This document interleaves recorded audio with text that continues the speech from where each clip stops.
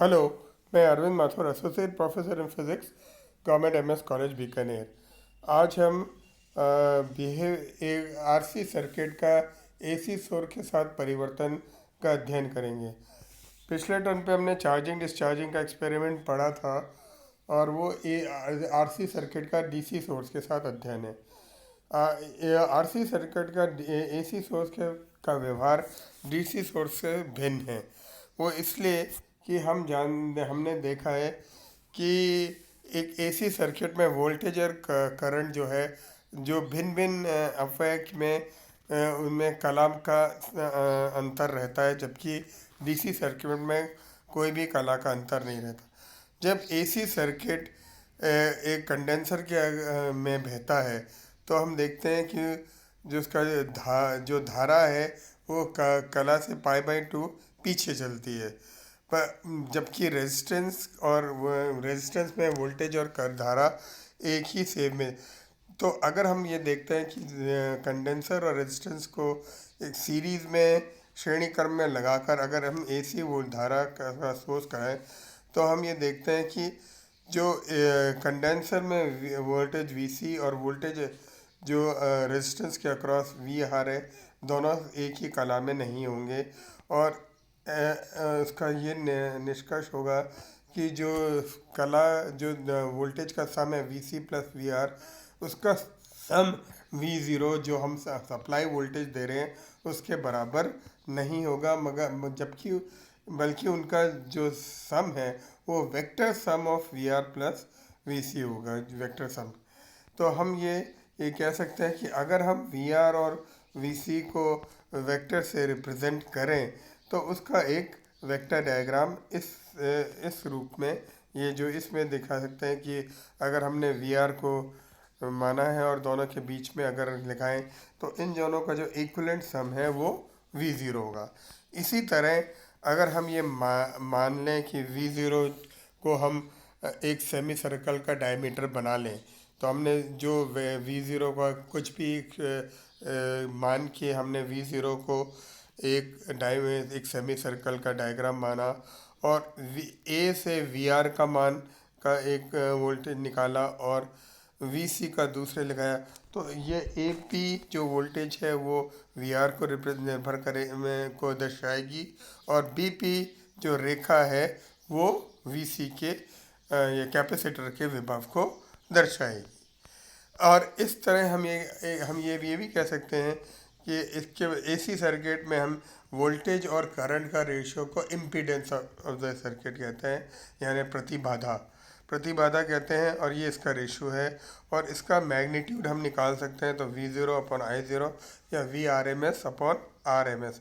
इस तरह हम पीक वैल्यू को निकाल सकते हैं V zero V V R M S by root two और I is equal to I zero R M at two.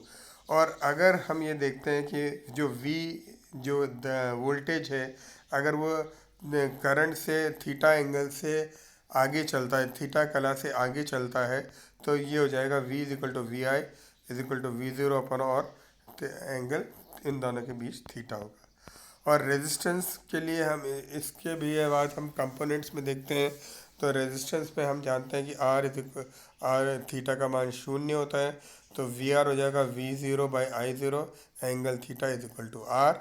और कंडेंसर के लिए theta is equal to minus pi by two, यानी Z C is equal to V zero by I zero minus pi by two is equal to one by omega C, और इसका angle minus pi by two होगा। ये जहाँ पे C capacity of the condenser है और इसकी जो omega is equal to two pi f हम जानते ही हैं, और जहाँ f frequency of the AC source है। अगर इन दोनों को हम सीरीज़ में कनेक्ट करें, कैपेसिटर और रेजिस्टेंस और कैपेसिटर को सीरीज में कनेक्ट करें, तो हम इम्पीडेंस या प्रतिबाधा का मान z is equal to under root R square plus one by omega square C square से ज्ञात कर सकते हैं। और फेज डिफरेंस वोल्टेज और करंट के बीच में होगा theta R C is equal to tan inverse one by omega C R. ये फिर अब हमारा अब हम प्रैक्टिकल, ये तो इसकी प्रैक्टिकल से प्रूफ की कुछ थ्योरी थी जिसकी हमें जानकारी होनी चाहिए। उसके बाद हम ऑब्जेक्ट निकालते हैं। हम ये देखना चाहते हैं कि हम आरसी सर्किट का एसी सोर्स का व्यवहार का अध्ययन करना चाहते हैं, और जिसमें हम वोल्टेज और रेजिस्टेंस का मान का वोल्टेज का रेजिस्टेंस और कैपेसिटेंस का मान परिवर्तन करेंगे, और इम्पीडेंस ऑफ सर्किट या प्रतिबाधा सर्किट का और फेज रिलेशंस निकालेंगे। तो हम इसमें जो हमें अपैरेटस चाहिए वो रेजिस्टेंस और कैपेसिटर अलग अलग वैल्यूज़ के चाहिए। स्टेप डाउन ट्रांसफार्मर जो हमें एसी सोर्स की तरह काम करेगा, एक एसी वोल्ट मीटर, क्योंकि एसी है इसलिए एसी वोल्ट मीटर और एमीटर चाहिए। और अगर हम डीसी एमीटर लेते हैं तो हमें एक सर्किट के अंदर एक रेक्टिफायर की ज़रूरत पड़ेगी। ये अपैरेटस ये किसी एक बोर्ड में फिक्स हो तो अच्छा है, जिससे आपको और हम इसके कनेक्शंस कर सकें। थ्योरी ये है कि जो हमें थ्योरी प्रैक्टिकल में के अंदर लिखनी है कि हम एसी अगर किसी सर्किट में बहती है, आरसी सर्किट में बहती है, और वीआर वोल्टेज है रेजिस्टेंस के अक्रॉस और करंट आई है फ्लो, और इसके अंदर वीसी हम जानते हैं कि जैसे हमने उपरोक्त में विवरण में बता रखा है कि वीसी जो वोल्टेज है वो करंट के पीछे चलती है बाय एंगल π/2 जो कला से। तो इसके बाद हम ये देखते हैं कि हम इससे वी आर सी निकाल सकते हैं, V²R प्लस VC²। और इसका इम्पीडेंस ऑफ द सर्किट हम जो प्रतिबाधा में निकालनी है वो दी इस F Z is equal to √R² plus ω² C², या हम लिख सकते हैं VRC/1। और resultant phase difference is theta is equal to -tan−1 /ω/RC, या मैं देख सकता हूँ ω/VC/RC। हम इसका प्रयोग करने के लिए हमारे पास यूलिप की तरफ से एक बोर्ड आया हुआ है जिसमें रेजिस्टेंस और कैपेसिटेंस भिन्न भिन्न रेजिस्टेंस और कैपेसिटेंस लगे हुए हैं। तो हम इनमें से कोई भी टैपिंग वोल्ट 20, 50 या 100 वोल्ट का उसके अंदर दिया हुआ है। हम इसके प्रॉपर टर्मिनल से और इसका प्रॉपर रेंज और एमीटर की प्रॉपर रेंज और उसका सिलेक्शन करेंगे, और प्राइमरी एसी के प्राइमरी ट्रांसफार्मर से तो हम जो सप्लाई है वो देंगे, और बाकी कनेक्शन हम इसके अंदर से। ये सर्किट इसके सिंपल सीरीज़ का सर्किट है, और ये सर्किट हम लगाएंगे इस सिंपल सीरीज़ के सर्किट में। अब इसमें हमने आर सी और ये वैल्यूज़ हम उस बोर्ड में से अलग अलग एक बार एक लेंगे, फिर हम स्विच को ऑन करेंगे और वोल्टेज अक्रॉस वी आर, यानी हम रेजिस्टेंस के across voltage V R measure करेंगे, कैपेसिटर के अक्रॉस वोल्टेज वीसी मेजर करेंगे, और आर और सी के बीच में भी वोल्टेज वीआरसी मेजर करेंगे जैसे इस फिगर में दिखाया हुआ है। अब ये ध्यान रखिएगा कि आर और सी की जो वैल्यू जो वी आर सी की वैल्यूज़ ले रहे हैं, हमें आर और सी को जो कनेक्ट करने वाला तार है उसका उपयोग नहीं करना है।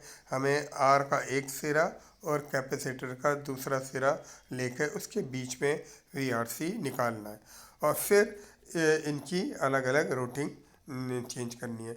इसके पश्चात हम क्या करेंगे कि रेजिस्टेंस और रेजिस्टेंस की वैल्यू या कैपेसिटेंस की वैल्यू चेंज करके हम यही प्रयोग दिलाएंगे और 6 सेट लेंगे।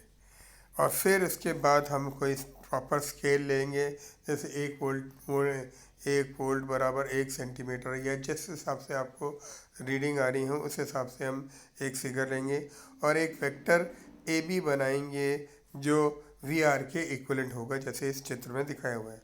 फिर हम ए पॉइंट से एक आर्क लेंगे, एक आर्क बनाएं, फिर हम बी पॉइंट से एक आर्क बनाएंगे और वी सी रेडियस पर एक कट लगाएंगे। फिर उसी तरह हम अगला आर्क ए पॉइंट से और वी आर सी का जो मान है उसको लेके बनाएंगे, और इन दोनों को जो जॉइन है उसके इंटरसेक्शन पॉइंट को नोट करें। अब हम ए बी के एंगल को मेजर करेंगे, ये अप्रॉक्सीमेटली 90 डिग्री होना चाहिए, और उसके बाद वी आर और वी आर सी के बीच में एंगल है उसका मान नोट करेंगे। ये हम इसके अंदर, और फिर हम इस रेशियो से वी आर सी और करंट के बीच का रेशियो निकालेंगे, और ये इम्पीडेंस के बराबर होना चाहिए।